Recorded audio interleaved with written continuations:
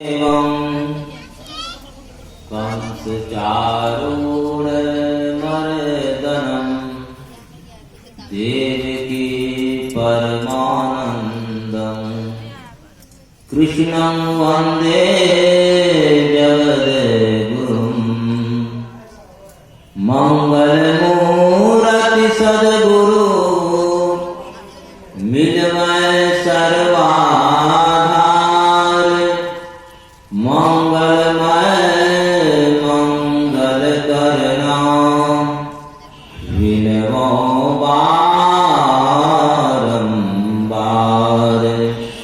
बोले प्रेम से श्री सद्गुरु महाराज की जय। हम लोग पंडित जी के बारे में जानते हैं। जब वे सत्यनारायण भगवान की पूजा करवाने यजमान के यहाँ जाते हैं, पूजा समाप्ति के बाद शंख बजाते हैं। शंख बजाते हैं तो उसमें थोड़ा सा एक चुल्लू पानी डाल देते हैं। तो कहा जाता है शंख की जहाँ तक आवाज जाती है वहां तक का काल कष्ट दूर हो जाता है।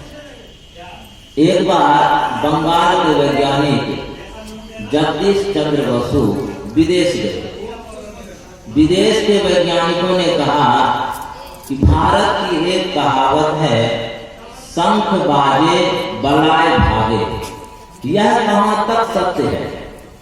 तो जगदीश चंद्र बसु जी कहते हैं, आप सूक्ष्मदर्शी यंत्र से वायुमंडल को देखिए। जब देखा गया तो बहुत सा विषैला कीटाणु वायुमंडल में फैला हुआ है। तब जगदीश चंद्र बसु जी कहते हैं, हम शंख ध्वनि कर रहे हैं, फिर आप वायुमंडल में सूक्ष्मदर्शी यंत्र से देखिएगा। जो ही शंख ध्वनि किए तो देखा गया कि विषैला कीटाणु मर करके गिर रहा है। तो एक चुल्लू पानी शंख में डालते हैं तो कितनी आवाज करता है? यह 3.5 हाथ का शंख है, 6-7 किलो पानी तो जरूर डालते हैं। तो आवाज तो उस हिसाब से होना चाहिए ना। इसलिए हम लोग जोरदार शब्द में सद्गुरु महाराज का जय घोष करें। बोलिए प्रेम से श्री सद्गुरु महाराज की जय। अब दैहिक दुख समाप्त हो गया तो भौतिक दुख भी क्यों रहे? एक बार और कहा जाए, बोलिए प्रेम से श्री सद्गुरु महाराज की जय।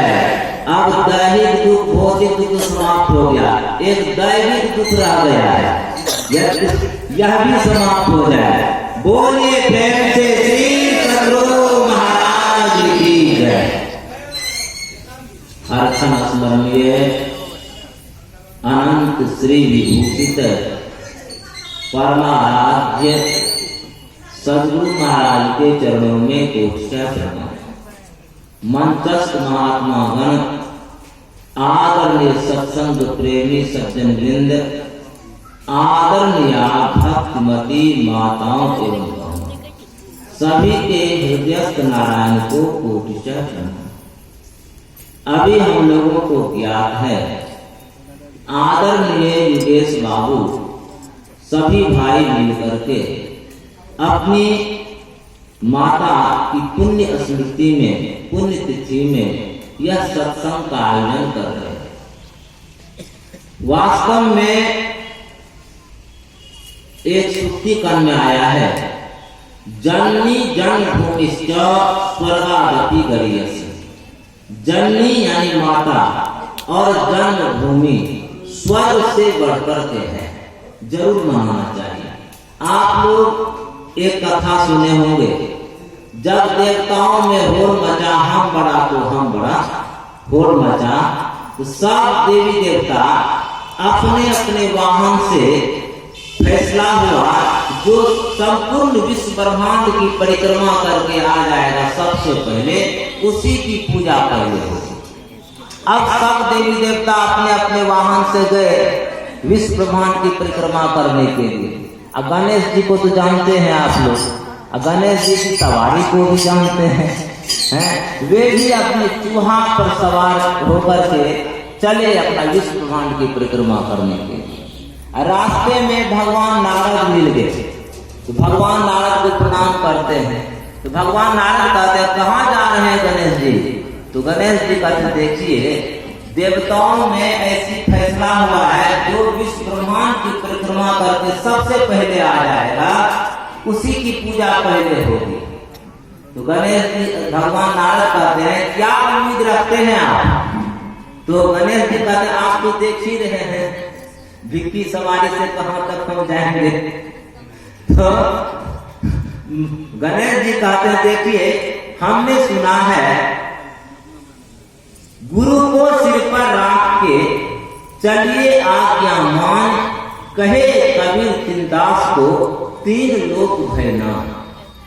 गुरु सम्रत सिर पर खड़े, कहाँ कमी कोई कोहिदास, रिद्धि सिद्धि सेवा करे, मुक्ति न छोड़े पास। तो गुरु की तो बहुत बड़ी महिमा है, आप तो हमारे गुरु तुल्य है, आप ही कृपा कर दीजिए, कोई युक्ति बता दीजिए।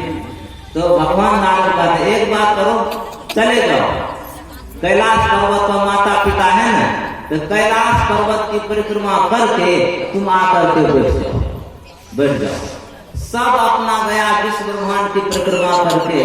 अब भगवान गणेश जी क्या किए, कैलाश पर्वत की परिक्रमा कर लिए, माता पिता कैलाश पर्वत ही थे इसी पे आकर के सबसे पहले आके बैठ गए। तो सब देखता है गणेश जी पहले आ गए, ये इनकी सवारी की चैंपियन सवारी है, फिर भी पहले आ गए। जब सब आ गए ना तो भगवान नारद भी आया। जब प्रारंभ हुआ फैसला तो गणेश जी के पक्ष में फैसला हो गया, इसलिए सबसे पहले गणेश जी की पूजा होती है। गणेश जी गणेश जी का जो दर्शन होता है यात्रा मंगलमय होता है ना। आजकल अगर गांव भर से अगर हाथी चला जाए, हाथी जाता है तो बूढ़े बुजुर्ग जो जिसका हृदय पवित्र है वे प्रणाम करते हैं, गणेश जी का दर्शन हो रहा है, आज यात्रा मंगलमय। और जब हाथी चलता है तो पीछे से कुत्ता भो भो भो भो करता है, तो किसी ने आगे नहीं जाता है, हाथी का आगे नहीं जाता है कुत्ता, तो वह जानता है सूर से एक सूर मार देगा, पैर से दाब देगा, राम नाम सत्य हो जाएगा, तो आगे नहीं जाएगा, पीछे से भो भो करते रहता है। तो किसी ने पूछा कुत्ता से, भाई तुम भो भो क्यों करते हो, तुम्हारा क्या बिगाड़ा हाथी? तो कुत्ता कहता है लोग जो हाथ जोड़ता है ना, यह देख कर मेरा दिल जलता है, मेरा दिल जलता है, राह में जाता है। देखिए संसार की यही हालत है, लोग अपने दुख से कम दुखी है, तो दूसरे के सुख को देख करके ज्यादा दुखी है, ज्यादा दुखी है। ये संसार का नियम है। इसलिए साधु संत महात्मा कहते हैं भाई, अरे सदगुरु महाराज के प्रवचन इसमें पढ़ने का ऐसा मौका मिला। सदगुरु महाराज कहते हैं दूसरे का गाय गिनने से क्या फायदा होगा, अरे अपना गाय गिनने, अपना काम कीजिए, आपन काज संभालो रे, अपने काम को संभालना है, यही साथ में जाएगा।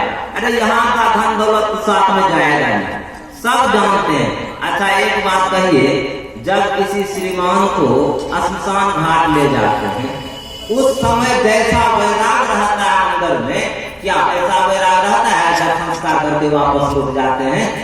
वैराग नहीं रहता। अरे आप श्मशान घाट में श्रीमान को ले जा रहे हैं संस्कार करने के लिए, अरे आप श्रीमान को नहीं ले जा रहे हैं, श्रीमान आपको दिखाने के लिए ले जा रहा है, यही तुमको भी आना पड़ेगा, दिखाने के लिए ले जा रहा है। कसम कबीर साहब कहते सांच कहूं तो कोई नहीं माने, झूठ कहा नहीं जाए।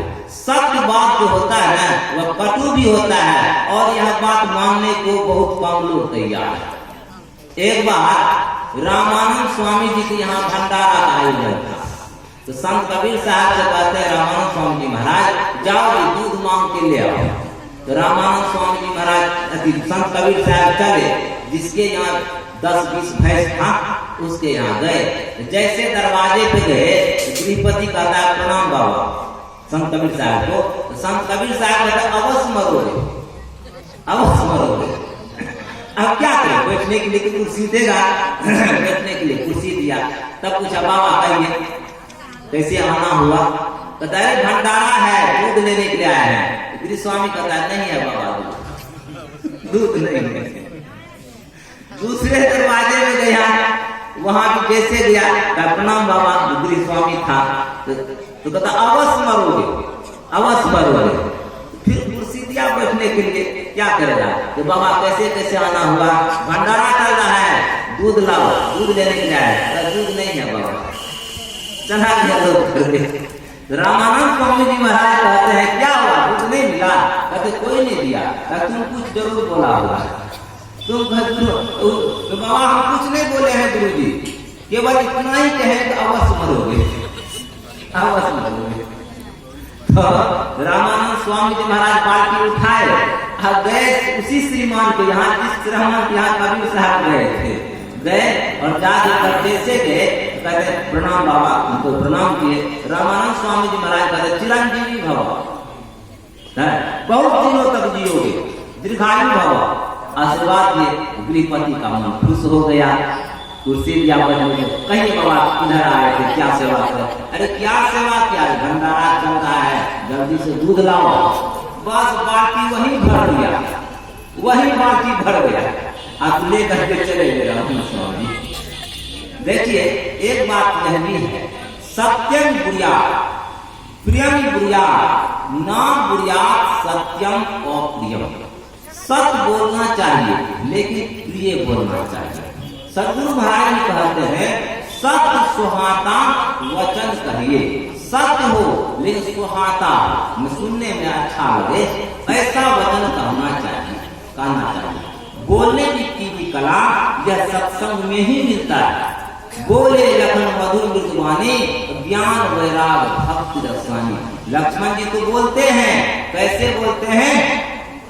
ज्ञान वैराग और भक्ति रस में सनी हुई बातें बोलते हैं। अच्छा हम लोग हलवा बनाते हैं ना, हलवा, हलवा का सही तरीका है 250 ग्राम सूजी, 250 ग्राम चीनी और 250 ग्राम घी, तीनों अगर सम मात्रा में है तब जब बनाते हैं वह हो गया हलवा। इधर जो दे देते हैं मिला मिला करके वह हो गया हलवा, हलवा नहीं है। ज्ञान योग युक्त ईश्वर भक्ति का प्रचार इस संत मत में होता है। ज्ञान योग युक्त ईश्वर भक्ति का प्रचार होता है, इसलिए ज्ञान नहीं होगा तो योग कैसे करेंगे? भगवान शंकर के वचन में आया है योगहीनं कथम ज्ञानम मोक्षदं भवति हो योगोपि ज्ञानहीनस्तु न क्षमो मोक्ष कर्मणि तस्मात् ज्ञानम च योगम च मुमुक्षुर दृढ़मभ्यसेत्। ज्ञानहीन योग मोक्ष कार्य में समर्थ नहीं होता है और योगहीन ज्ञान भी मोक्ष कार्य में समर्थ नहीं होता है। इसी को रामचरितमानस में कहा गया है जाने बिनु न होए परतीति,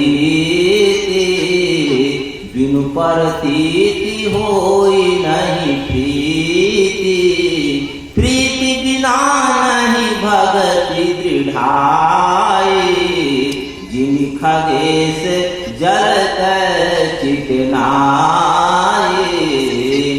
रामचरितमानस का एक बहुत ही सुंदर प्रसंग है, जब मर्यादा पुरुषोत्तम श्री रामचंद्र जी महाराज जगत जननी मां सीता और लक्ष्मण जी जब वनवास से वापस आते हैं तो गुरु वशिष्ठ जी राज्याभिषेक करते हैं। राज्याभिषेक के बाद भगवान राम अपने सब परिवार को बुलाते हैं और बैठा करके कहते हैं हम आज तक कोई सेवा नहीं कर सके, आज आप लोग मिलकर के हमें राजगद्दी पर बिठा दिए हैं, तो हमारी इच्छा है आज हम सबको मुंह मांगा इनाम दो, हमारी इच्छा है। तो कौन मना करेगा? राजा को देने की इच्छा है तो कौन मना करेगा? तो सबसे पहले बारी आया भरत जी का। भरत जी से भगवान राम कहते हैं मांगो भरत क्या मांगते थे? तो भरत जी क्या मांगते हैं? हाथ जोड़ करके अर्थ न धर्म न काम रुचि, गति न चाहो निर्माण, जन्म जन्म मोहि राम पद, यह वरदान न आन। हमें कुछ नहीं चाहिए, केवल आपकी भक्ति चाहिए। तो भगवान राम कहते ये मस्तु। भरत की धर्मपत्नी थी मांडवी।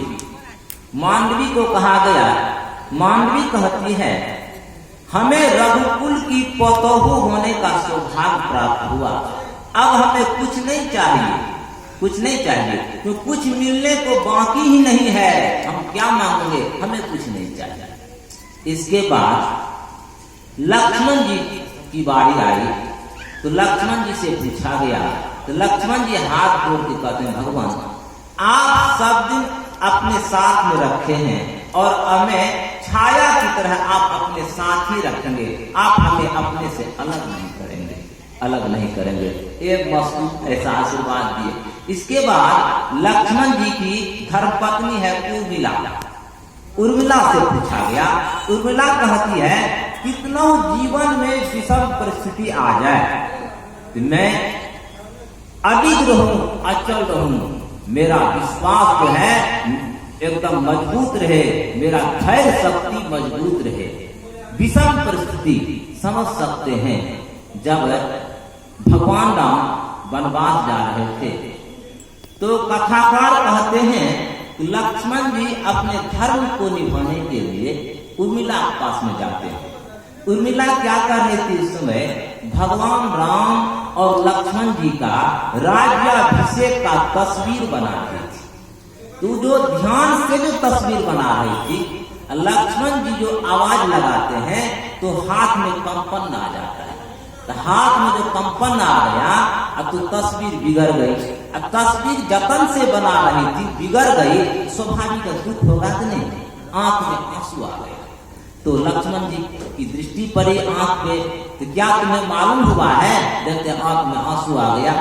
तो उर्मिला कहती है नहीं नहीं पतिदेव, अरे हम भगवान राम और माँ सीता का राज्याभिषेक की प्रतिमा बना रहे थे और हम अपने पिताजी को भेजते, आप जो आवाज दिए ना तो हाथ में कंपन आ गया और चित्र बिगड़ गई, इसलिए आंख में आंसू आ गई। तो लक्ष्मण जी कहते हैं सही समय पे चित्र बिगड़ा है, अब वनवास का फोटो बनाओ, चित्र बनाओ, तस्वीर बनाओ, तब मालूम हुआ समाचार। इसके बाद उर्मिला जी कहती हैं पतिदेव आप जाइए, मैं आपके नाम का माला 14 वर्ष जपूंगी, लेकिन आप जाइए, जाइए आप। लक्ष्मण जी गए। आप लोग जानते हैं जब लक्ष्मण जी को मेघनाद का वाण लगा तो लक्ष्मण जी मूर्छित हो गए, भगवान राम चिंतित हो गए, चिंतित हो गए। भगवान राम कहते हैं अस विचारी जिय जागहु ताता, मिलहि न जगत सहोदर भ्राता। सहोदर कहते हैं एक पुत्र से जन्म लेने वाले को सहोदर कहते हैं, लेकिन भगवान राम और लक्ष्मण जी सहोदर भाई नहीं थे। मिलहि न जगत सहोदर भ्राता, अरे सहोदर भ्राता नहीं भी है, अगर सहोदर भ्राता जैसा व्यवहार है तो वह सहोदर ही है, सहोदर ही है। आप देखिए एक उदर से जन्म लिए हैं और कहते हैं तुम हमें नहीं पहचानते हो, तुमको मिट्टी में मिला देंगे। अरे अभी तक पहचान नहीं हुआ है, मिट्टी में मिला देंगे। अब देखिए यही है, भाई चाहता है मेरा भाई मर जाए ना, उसकी सारी संपत्ति हम ही को हो जाए, हमको हो जाए, ऐसा चाहता है। देखिए साधु संत महात्मा कहते हैं भाई यह संपत्ति जो है ना, इससे कभी भी कर्म नहीं करना चाहिए। यौवनम धन संपत्ति प्रभुत्वम अविवेकता, यह चार जो है अनर्थ का कारण है। जवानी में अनर्थ का कारण है, धन संपत्ति भी अनर्थ का कारण है। अगर धन संपत्ति अगर परमार्थ में नहीं लगे, लक्ष्मी के हैं चार सूत्र, धर्म अग्नि नृप चोर, जेठे का नहीं आदरे, तीन मचावे शोर। लक्ष्मी का चार पुत्र है, धर्म, अगर पहला पुत्र बड़ा पुत्र धर्म है, अगर धन को धर्म में नहीं लगाए तो क्या होगा, तीन शोर बचाएगा। लक्ष्मी के हैं चार सूत्र, धर्म अग्नि नृप चोर, अग्नि में जल जाएगा, राजदंड हो जाएगा, चोरी हो जाएगी। चोरी हो जाएगी। धन को जो है ना सब नहीं रख सकता है। अच्छा एक बात कहिए, गाय को लक्ष्मी कहते हैं। गाय के शरीर में 33 करोड़ देवी देवता का निवास है। अगर कोई गाय को पहला भोजन